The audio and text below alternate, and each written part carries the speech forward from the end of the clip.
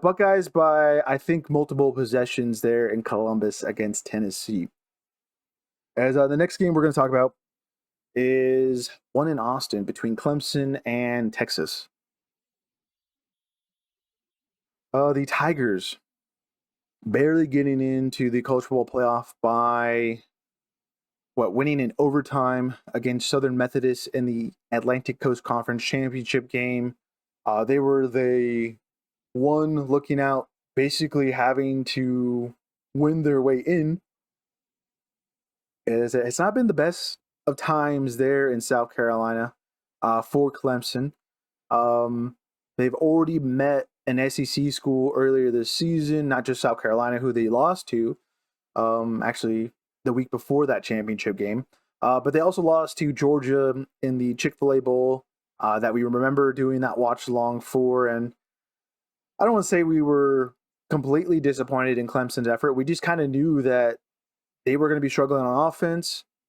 We also knew that their defense was going to try to keep it as close as possible, and we'll see what kind of magic happens on special teams. I think that's kind of the similar case we have here from that week one encounter against Georgia to now they're going into this college football playoff first round game against Texas. Yeah, they're going to be struggling on offense. Texas's defense, who is having the tendency of showing their hand quite a bit, but have the talent, have the depth to be able to hey, we're going to be doing this, and yeah, try to see what happens. And most of the time, it works out for the Longhorns. Didn't work out for them in that championship game against Georgia or in the earlier encounter against Georgia in Austin. But this is Clemson. It should be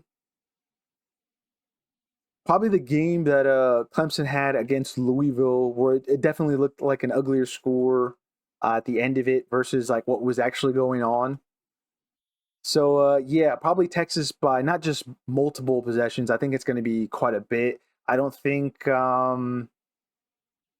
Clemson will have much of an answer uh, on defense. I mean, unless they can somehow control the ball, control the possession, and get in the backfield with Ewers and cause disruption there. I mean, they have a chance, but in the long run, I mean, I think there's too much that Texas has where they can actually lean into their talent. I mean, Weissner, who was pretty quiet in the SEC championship game, I'm expecting him to be having an excellent performance this upcoming weekend. The wide receiver core should be pretty active.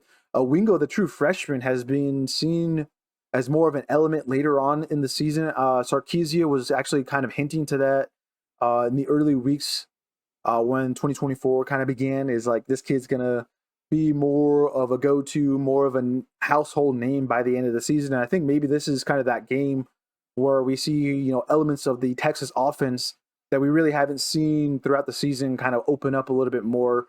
Um, as unfortunately we're leaning towards I think everyone's favorite in this one, and that's going to be Texas. Clemson, again, we kind of talked about what they need to kind of do to win. Are they going to be able to execute that? Is their quarterback going to be on it that day in the Austin 1 p.m. weather? At least no, it's not going to be 1 p.m. It's going to be I think 2 or 3 p.m. Whatever the time difference is for me on the West Coast.